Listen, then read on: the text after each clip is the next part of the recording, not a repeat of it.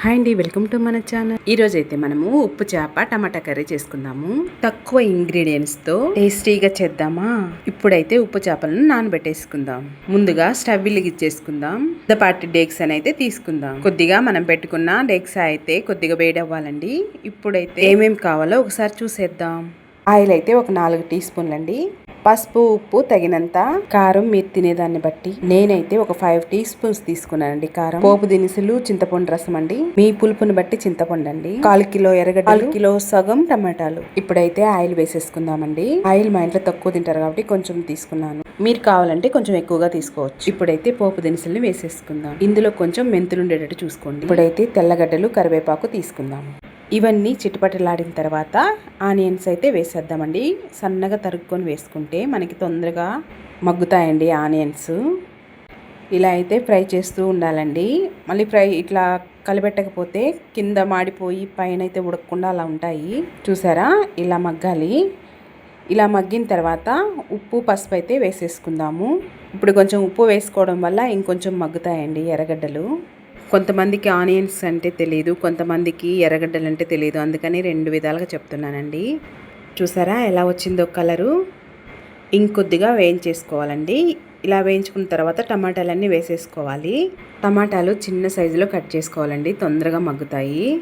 మరీ ఎక్కువ వేయకూడదు, మరీ అసలు వేయకుండా ఉండకూడదండి. మీడియం సైజులో వేగాలి టమాటాలు, ఎర్రగడ్డలు. గరిటతో ఇలా తిప్పుతూ ఉండాలండి, లేకపోతే అడుగు పట్టేస్తుంది. అడుగు మాడితే చేదొస్తుంది, కర్రీ అస్సలు బాగుండదండి. ఇప్పుడైతే ఒక 5 మినిట్స్ మూత పెట్టి ఉడికించుకుందామండి. ఇలా ఉడికించుకోవడం వల్ల ఏంటంటే బాగా మగ్గుతుంది. ఆనియన్స్, టమాటా బాగా సాఫ్ట్ అవుతుందండి. ఇలా బాగా మగ్గిన తర్వాత కారం అయితే వేసేసుకుందామండి. నాన్ వెజ్ కాబట్టి చింతపండు పులుసు అవి పోస్తాం కాబట్టి కొంచెం కారం ఎక్కువగానే ఉండాలండి. ఇప్పుడైతే కారం మాడిపోకుండా బాగా ఫ్రై చేసుకోవాలండి, వీడియోలో చూపించిన విధంగా. ఇప్పుడు చింతపండు రసాన్ని అయితే తీసుకుందామండి. కొద్దిగా నానబెట్టి పక్కన పెట్టేసుకొని దాన్ని పులుసు తీసి పక్కన పెట్టేసుకోవాలండి. ఆ పులుసు అయితే ఇప్పుడు వేసేసేయాలి. ఇలా అన్నీ రెడీ చేసేసుకున్నామంటే తొందరగా అయిపోతుందండి కర్రీ. ఈ పులుసు కూడా కొద్దిగా ఆయిల్లో మగ్గాలండి బాగా. ఉప్పు చేపల్లో ఉప్పు ఎక్కువగా ఉంటుంది కాబట్టి ఉప్పు అయితే కొద్దిగా వేసేసుకోవాలి. తర్వాత ముక్కలు వేసుకున్న తర్వాతే మళ్ళీ ఉప్పు వేసుకోవాలి చూసుకొని. మనకి కర్రీ చిక్కగా ఉండాలా లేకపోతే పలుచుగా ఉండాలా దాన్ని బట్టి వాటర్ పోసేసుకోవాలండి. నేనైతే కొద్దిగా చిక్కగా ఉండడానికే పోస్తున్నాను, కొంచెమే పోసాను, 1.5 గ్లాసు. ఇదైతే కొద్దిసేపు బాగా కలిపెట్టేసి మూత పెట్టేసుకోవాలండి.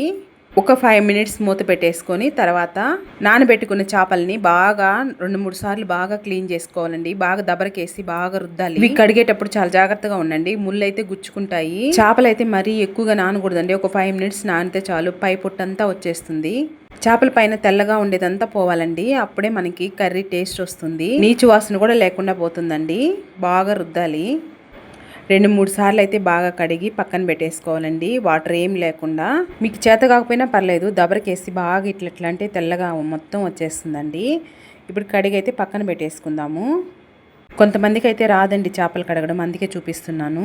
మీకు ఎన్ని కావాలంటే అన్ని ముక్కలు తీసి ఇక్కడ వేయించుకోవాలండి కర్రీలోకి. కొద్దిగా ఆయిల్ అయితే పోసేసుకొని కొద్దిగా అంటే ఎక్కువ వేపకూడదు, మరీ అట్లా కొంచెం పచ్చి పచ్చిగా ఉండకూడదు, కొంచెం మీడియంగా వేయించేసుకోవాలి ముక్కలన్నీ. చూడండి వీడియోలో ఎలా చూపిస్తున్నాను అలాగా మొత్తం కొద్దిగా రెడ్డిష్గా వచ్చిందాకా ఫ్రై చేసుకోవాలి. ఇవి వేయించేటప్పుడు విరిగిపోకుండా, అడగంటకుండా చాలా జాగ్రత్తగా వేయించుకోవాలండి ముక్కలు. ఇప్పుడు చూద్దాం. చూడండి, ఆయిల్ పైకి వచ్చిందంటే బాగా కూర బాగా ఉడికినట్టండి. ఇప్పుడైతే మనం ఈ ముక్కలు ఫ్రై చేసుకున్న ముక్కలు ఎత్తి ఆ కర్రీలో వేసేద్దాము. అందులో ఉండే ఆయిల్ కూడా వేసేసేయాలండి, అప్పుడే మనకి మంచి స్మెల్ వస్తుంది కర్రీ. ఇప్పుడు కొద్దిగా కూర అయితే పోసేసుకొని తిప్పి కర్రీలో అయితే వేసేసుకోవాలండి. ఇట్లా వేసుకున్న తర్వాత మంచి మనకు అసలు స్మెల్ భలే వస్తుందండి. అసలు ఎంత బాగా వస్తుందంటే ముక్కలు చూడండి, మరీ అట్లా వేసి తిప్పకూడదు. ఇట్లా తిప్పితే మళ్ళీ ముక్కలు అంతా చిన్న చిన్న ముక్కలుగా అయిపోయి మనకి ముళ్ళు కూడా కూరలోకి దిగుతాయండి. అలా చేయకుండా ఇలా మామూలుగా ఇట్లా పైకి అయితే కూర కొద్దిగా పోసేస్తూ ఉడికించుకోవాలండి. అప్పుడే మనకి బాగా కూర అనేది టేస్ట్ వస్తుందండి. ముక్క కూడా పాడైపోకుండా మనకి ముక్కలుగా ఉంటుందండి కర్రీ కూడా. ఇప్పుడైతే మూత పెట్టేసి ఒక 5 మినిట్స్ ఉడికించుకుందామండి కర్రీ. చూసారు కదా, కర్రీ ఒక భాగం అయితే ఉడికిపోయిందండి. ఇప్పుడైతే కొంచెం ఉప్పు చూసుకొని ఒకసారి వేసుకోవాలండి. నాకైతే ఉప్పు తక్కువ అనిపించింది, అందుకే కొద్దిగా వేసేస్తున్నానండి కర్రీలో. ఇప్పుడే ఎందుకు చూసుకోవాలంటే మనం చేపలు వేసేసిన తర్వాత చూసుకోవాలండి. చేపల్లో కొంచెం ఉప్పు ఎక్కువగా ఉంటుంది కాబట్టి అది ఒకసారి చూసి మనం వేసుకోవాలి. మూత పెట్టుకొని ఒక 2 minutes అయితే ఉడికించుకొని ఇప్పుడైతే మూత తీసేసి చూడాలండి. అయిపోయింది కర్రీ, మన కర్రీ రెడీ అయిపోయింది. స్మెల్ అయితే అదిరిపోతుందండి.